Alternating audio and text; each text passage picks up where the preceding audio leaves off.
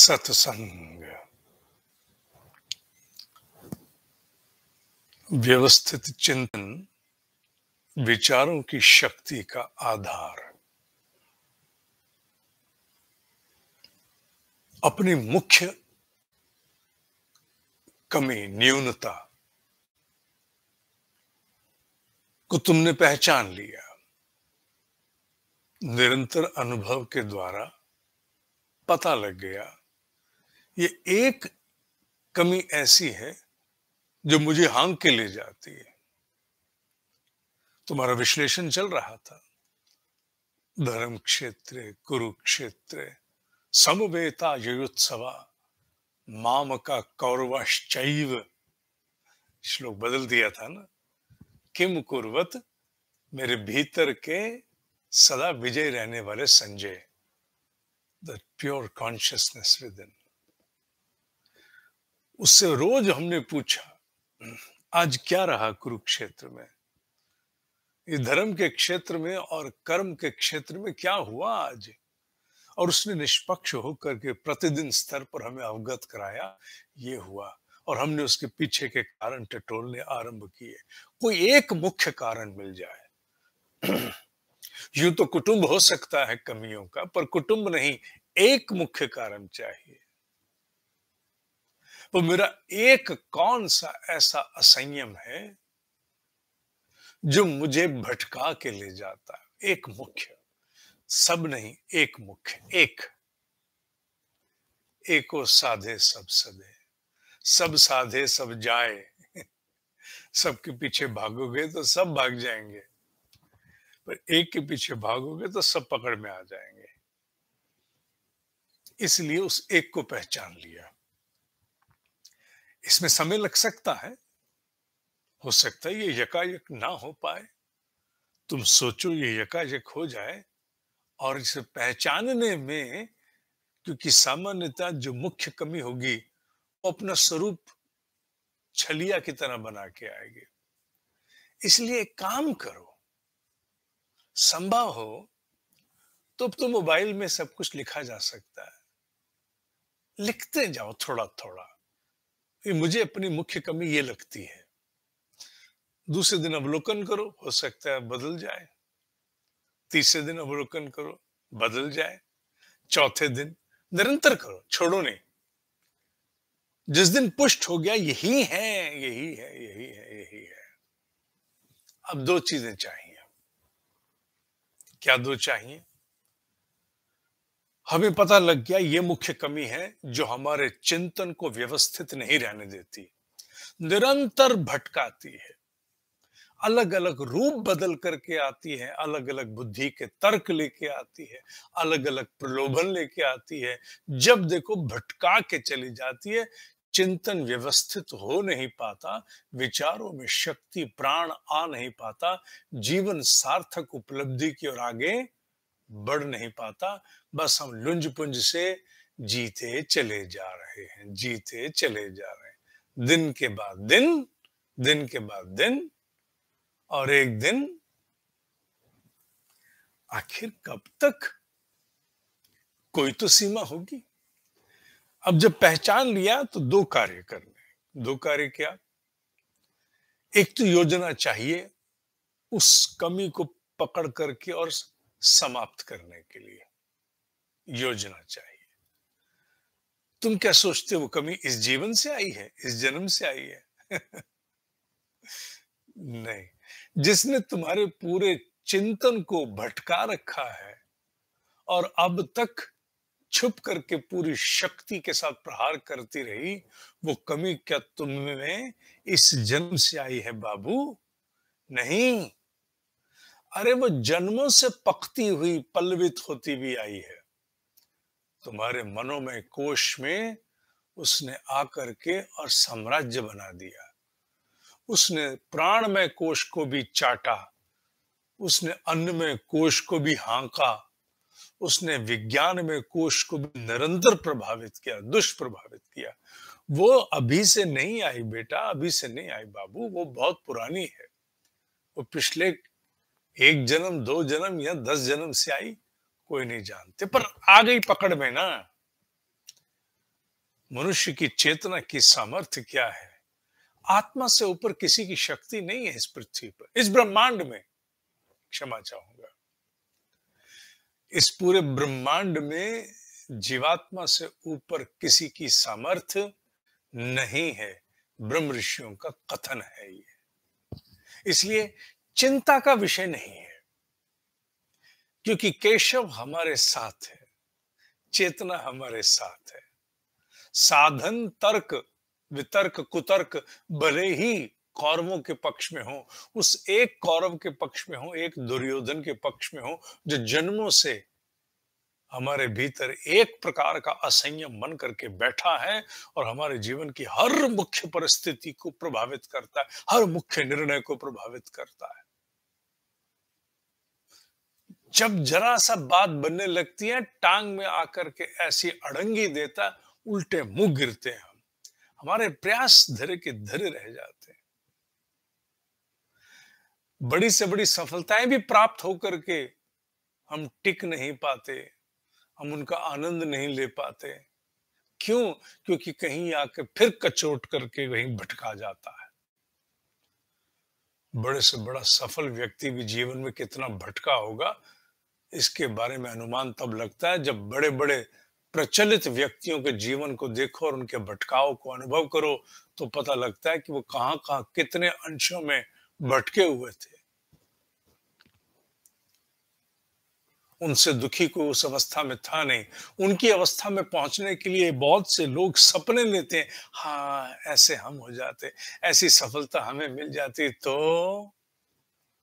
और ये नहीं पता उनके भीतर कितना खतरनाक घनघोर ताता थैया चल रहा है। ताता थैया माने नृत्य चल रहा है, घोर तांडव चल रहा है। इसलिए बाबू, उस एक मुख्य दुर्योधन को पहचान करके, जो तुम्हें भटकाता है, जो दुशासन स्थापित करता है, अब दो बातें, योजना और शक्ति, ये दो चाहिए। योजना और शक्ति।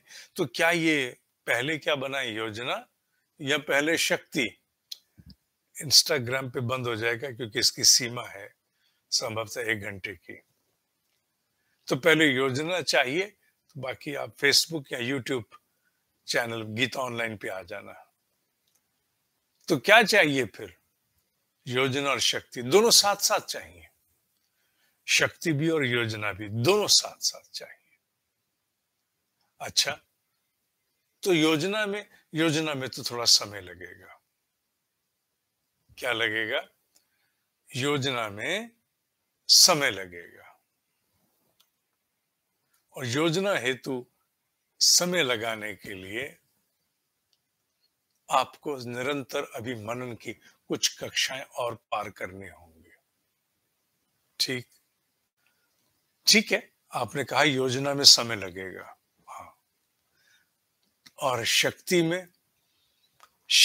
में क्योंकि बिना शक्ति के वो जलेगा नहीं, भस्म नहीं होगा, परास्त नहीं हो पाएगा। तो शक्ति कहां से, कैसे? ठीक है, मान लो तुमने उसे पहचाना 1 हफ्ते में, 1 सप्ताह में पहचान लिया, ठीक है, 10 दिन में पहचान लिया। तुम निरंतर साधना में रहे, तुमने 40 दिन में पहचान लिया, 120 दिन में पहचान लिया। आवश्यक नहीं है तुम सारे 1 सप्ताह में पहचान पाओ। शक्ति के लिए सबसे बड़ा कार्य करना, वो क्या? शक्ति के लिए तुम्हें अपने आप के साथ तप को जोड़ना है। ये विषय मैं बहुत बार अलग अलग स्वरूपों में लेता रहा हूं। तप को जोड़ना है, हाँ तप जोड़ना है। बिना तप जोड़े बातें रह जाएंगी, मेरा सत्संग हो जाएगा, तुम भी राम राम करके उठ जाओगे, कोई जीवन में बदलाव कुछ नहीं होगा। जीवन में बदलाव क्या केवल सत्संग से होता है? होता होता तो पता नहीं किन किन का उद्धार हो जाता। नहीं बाबू, जीवन का उद्धार, जीवन का परिवर्तन, जीवन में उत्कर्ष किसी सत्संग के बूते का नहीं है, किसी संकीर्तन के बूते का नहीं है, केवल एक के बूते का है। किसके? तप के।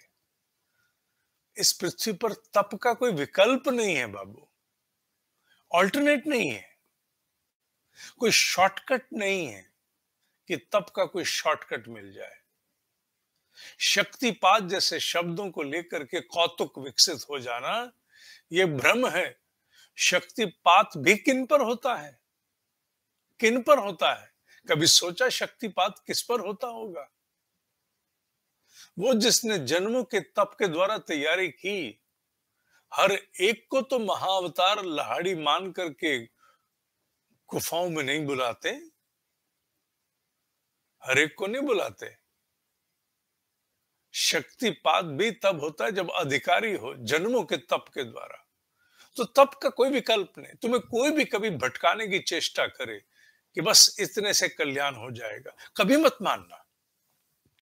चाहे अनुष्ठान के रूप में हो, वो तप चाहे तुम्हारे किसी संयम के रूप में हो, कैसा भी क्यों ना हो, बिना तप के बाबू न असुरों ने कभी पाया, असुरों ने, और न कभी देवताओं ने, न रावण ने कभी पाया, न परशुराम ने पाया, न राम ने पाया, किसी ने नहीं पाया। न मनुष्य ने पाया, न ऋषि ने पाया, और ना ही पाया किसने? असुर ने भी। कोई नहीं पा सकता। तप का कोई विकल्प नहीं है। मेरे ब्रह्म ऋषि ने आज से लगभग 60 साल पहले किसी को कहा था कि मैं सूक्ष्म जगत में जब जाऊंगा तो मैं अपने गुरु का स्थान ले लूंगा। तो जिसको कहा उस तपस्वी ने पूछा, फिर आप गुरु का स्थान ले लोगे और आप सूक्ष्म में प्रवाहित हो जाओगे, आपके गुरु फिर क्या करेंगे? सीधी बात है। तो उन्होंने कहा वो उसके उपरांत विश्राम करेंगे। अच्छा, मतलब आपके गुरु जो हजारों वर्षों से अस्तित्व बना के हिमालय बैठे हैं, वो विश्राम करेंगे? ये कैसा विश्राम होता है? उन्होंने कहा उनका विश्राम होता है ब्रह्म के संकल्प की पूर्ति हेतु पुनः तप में लीन होकर ऊर्जा एकत्रित करना। ये उनके शब्द हैं, 60 साल पूर्व कहे थे। पुनः तप में लीन होकर के ऊर्जा एकत्रित करना, ये उनका विश्राम होता है। माने तप ही उनका विश्राम है, क्योंकि तप के बिना सामर्थ्य नहीं, बिना सामर्थ्य परिवर्तन नहीं। इसलिए तप से ऊपर कोई नहीं है। मैं इसीलिए परशुराम कहा, तप के बिना न रावण, तप के बिना न परशुराम। परशुराम रावण या असुरों का प्रतीक, महाज्ञानी, प्रकांड विद्वान, उच्च कुल में जन्मा, पर वृत्ति दोषित। और दूसरी तरफ कौन? दूसरी तरफ परशुराम, ब्रह्म ऋषि। और तीसरी तरफ एक मनुष्य। आप कहोगे राम तो ब्रह्म है, विष्णु का अवतार है, पर अवतरण तो मनुष्य के रूप में हुआ ना। तो तीनों, चाहे वो सामान्य मनुष्य हो, चाहे वो ब्रह्म ऋषि हो, और चाहे असुर हो, कोई योनि हो, अगर उत्कर्ष चाहिए, कुछ उपलब्धि चाहिए, तो तप आवश्यक है। तप का विकल्प है। तप के विकल्प की टोह लेने वाले भटकते रहेंगे, भटकते रहेंगे, भटकते रहेंगे, पर कहीं नहीं पहुंचेंगे। एक जन्म हो सकता है वो अपने आप को कहें हम बड़ा आनंद आ गया, मजा आ गया। हाँ, आनंद आ गया, पर आप पहुंचे कहां? गाड़ी खड़ी रही एक ही जगह पर। आप खड़ी गाड़ी में तेल फूकते रहे, एसी चला के म्यूजिक सुन करके मजा लेते रहे गाड़ी का। कहीं पहुंची गाड़ी? गाड़ी कहीं नहीं पहुंची। इसलिए तप के बिना कहीं नहीं पहुंच सकते। अपने जीवन में जब तक साथ में एक तप नहीं जोड़ोगे, ये पहचाना गया दुर्योधन परास्त नहीं हो पाएगा। इस पहचाने हुए दुर्योधन को परास्त करने के लिए बाबू तप जीवन में साथ जोड़ना पड़ेगा। कि जब मुझे ये दुर्योधन पहचान में नहीं आए, और जब तक मैं उस दुर्योधन को परास्त नहीं करूं, यह तप मेरा निरंतर चलेगा। तप के स्वरूप बदले जा सकते हैं। तप के स्वरूप बदले जा सकते हैं कि आने वाले 3 महीने मेरा ये तप है, आने वाले 40 दिन मेरा ये तप है, आने वाले 20 दिन से कम नहीं। कोई तप चुन लो, किसी प्रकार का तप चुन लो। जिसे बहुत नए कपड़े खरीदने का शौक है, वो कपड़ों की खरीद पे तप कर ले। जिसे बहुत ज्यादा खाने पर किसी विशेष प्रकार का है, वो उस पे कर ले। किसी को खामखा में भटकते घूमने का है, वो उस पर कर ले। किसी को हर घड़ी बकबक करने का है, वो वाणी पे कर ले। किसी पे भी करो, पहचानो क्या है जिसे करने से, जिसे ना करने से तुम्हारे भीतर चू निकलेगी, वो तुम्हारा तप है। उस तप को करना आरंभ कर दो। और वो तप ही वो शक्ति है जो तुम्हें निरंतर बल प्रदान करेगी कि तुम वो कर सको जो तुम्हें करना चाहिए। जो करने योग्य है वो तुम उसे कर सको, ये बल तुम्हें तप ही केवल प्रदान करेगा। और तप छूटा, प्रमाद आलस्य आया। ये तप के अभाव में हम पिटते हैं, भटकते हैं, त्रस्त होते हैं, उत्कर्ष नहीं प्राप्त होता। और ये बात केवल साधक समझेगा, दूसरा दूसरा नहीं। दूसरे के लिए विषय भी नहीं है ये विषय दूसरे का नहीं है बाबू। इसलिए तप आइडेंटिफाई करो, तप जोड़ो, तप जोड़ो। जल्दी भले मत करना, पर तप जोड़ना। क्योंकि ये जो सत्संग की सीरीज है, ये एक प्रशिक्षण है। व्यवस्थित चिंतन, विचारों की शक्ति का आधार एक बड़ा प्रशिक्षण है जो धीरे धीरे श्रृंखलाओं में चल रहा है, जिसके नोट्स साथ साथ प्रकाशित हैं। मैं चाहता तो इसकी पुस्तक बना देता।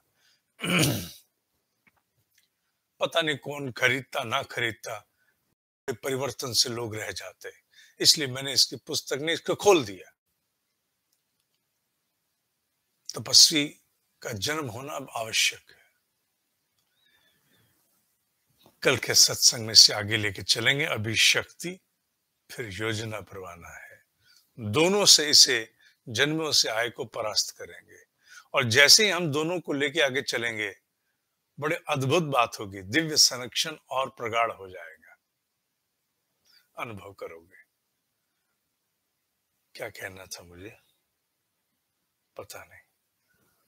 ओम ही सत्य है, ओम ही सत्य है, ओम ही सत्य।